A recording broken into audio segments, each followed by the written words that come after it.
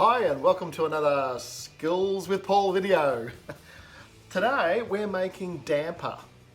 I haven't made it in years.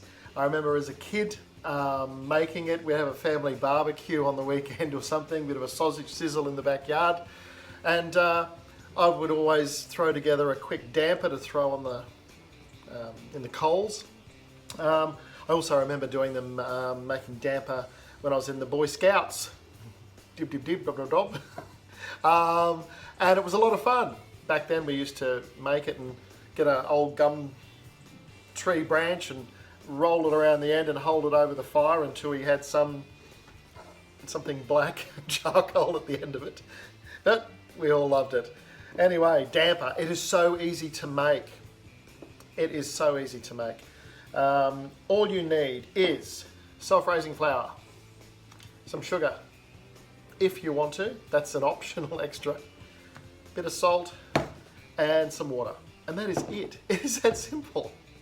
I like to use slightly warm tempered water, but that's it. A bowl, a knife to start mixing it, and that's about it. First thing you should do, wash your hands over the sink. Give your hands a good wash, make sure they're nice and clean. Second thing, turn the oven on.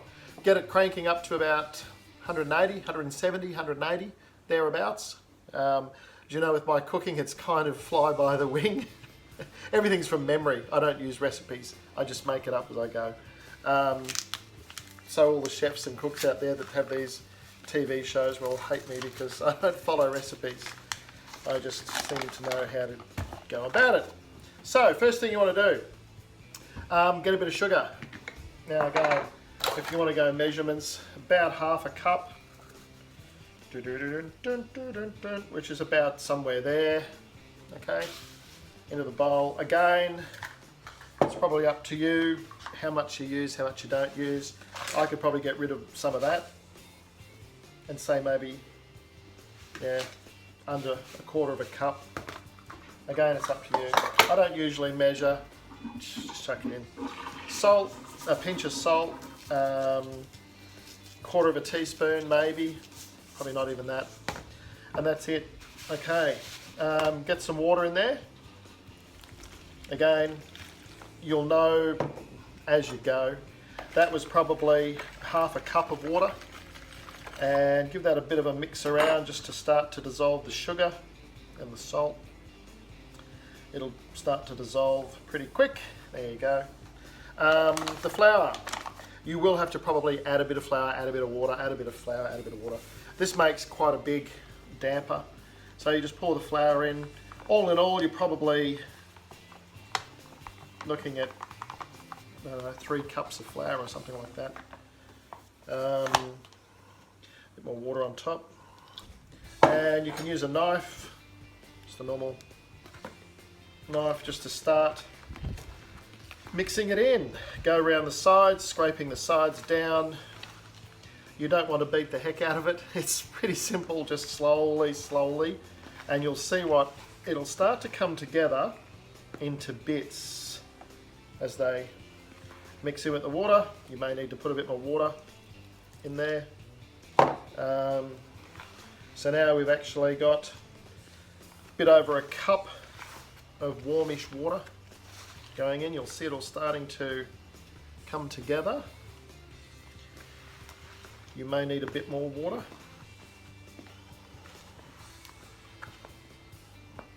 And you can see what it's looking like. It's starting to come together. Let's grab a little bit more water. Just give it a bit of a splash around, and that could be about it. Once it starts to get to that stage, see it's starting to form into dough and also into like a big ball as you're mixing. Starting to stick to the knife, and that's what you're looking for. If you've ever made scones before, similar feel to scones. Okay, now when that's all like that, and you can physically see it's still a little bit damp, I don't know if that's where they get damper from. What I do is then put a sprinkle of flour over it, probably a quarter of a cup, and give it another mix. I'm kind of just cutting through the dough to mix in that flour.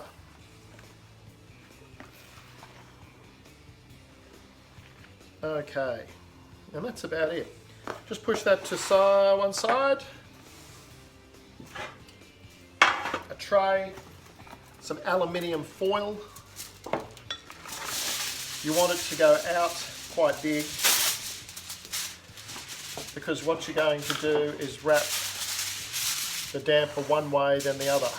So you can see I've got it going this way. Then you want a longer piece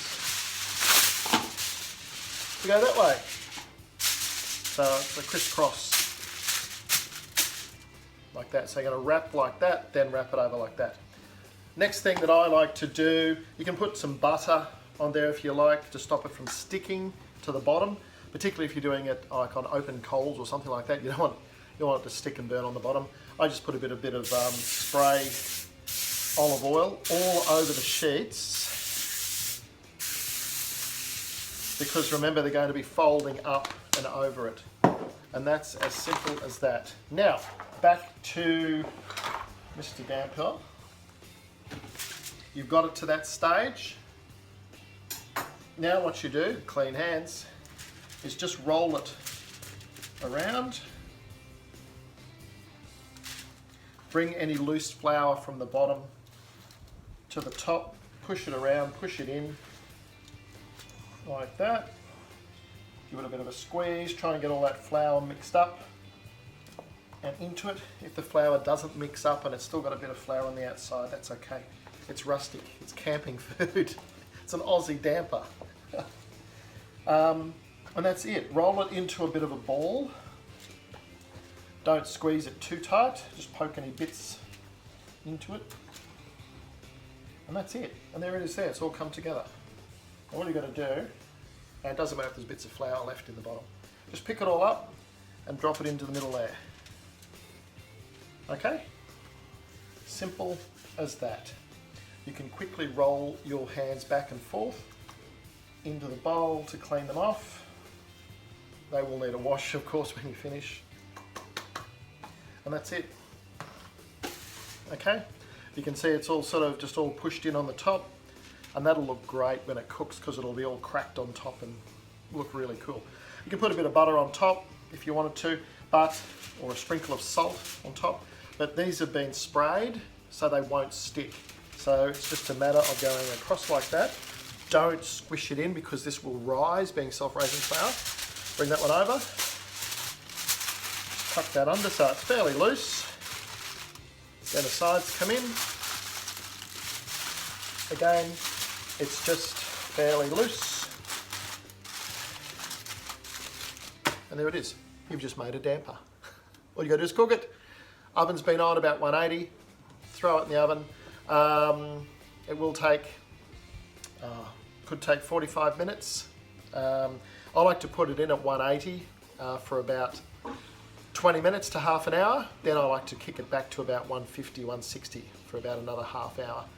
You'll be able to tell when you open it and look at it. If it looks still a bit damp, you'll be able to push into the top and you think, oh, it's not quite cooked, it's a bit doughy still. So you may need to put it back in for another 10 or 15 minutes. Anyway, let's throw it in the oven.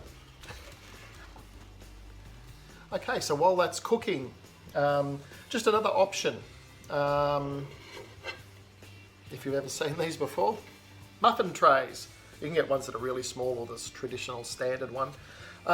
You could spray that with a non-stick oil and then just do small ones. Pop them in. This one is 12, like a dozen in there. And you could have small ones. So yeah, whatever works.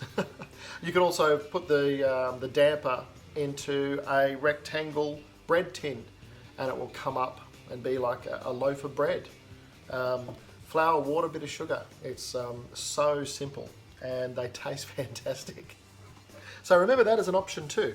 Like if you're having some friends over or something like that, cook them in these, okay? Another option, some spring onions, some capsicum, finely dice them, handful of cheese, grated cheese, mix that through the dough, you've got yourself a savoury damper instead of a sweet one. The cheese melts all the way through it. You've got your spring onions and diced capsicum. You could grate a zucchini, you could grate carrot, anything and put through it. Yeah, dice up some bacon and throw some bacon in.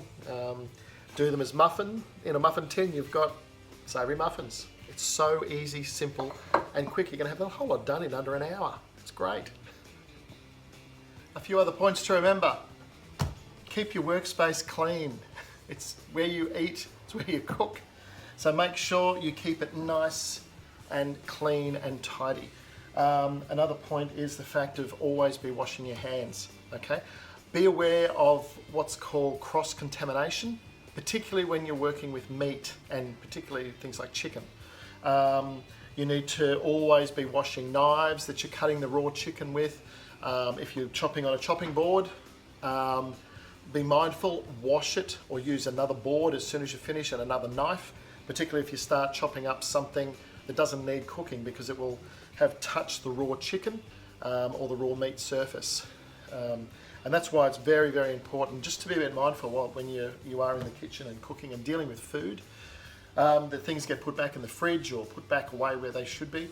And be wiping the bench down. Keep it nice and clean. Wring this out, wipe it down again, all good. And keep washing your hands too. It's easily overlooked, but yeah, just keep giving your hands a wash as you're preparing food. And there we have it. About 10 minutes or so before I got it out of the oven, I checked it of course, but what I did was actually roll back the alfoil, pressed it down like that to open up the top so you could get a nice bit of colour on top and a crunchy crust. Yum. That's really hot, it's just come out the oven. So that will need to cool down of course. A few other things you'll need now. You can either slice it across like bread or wedge it like a cake or pizza. That's great. You will need butter, okay? You will need golden syrup. This is great. This is really back to out in the country, the bush, like, you know. Or if you are lucky enough to get your hands on some local raw honey from a beekeeper, even better. Put a half a teaspoon in your cup of tea. It's brilliant. And that's all you need. That's fantastic. Remember, as I said, you could do them in the little muffin trays. Dice up a spring onion, some capsicum, bit of bacon and a handful of grated cheese in when you mix it all up. And you've got yourself savoury damper. But this is great. You can hear it's got a slightly hollow thud sort of sound to it, which sort of tells you it's pretty well cooked, 90% cooked. I like mine just a little bit under in the centre.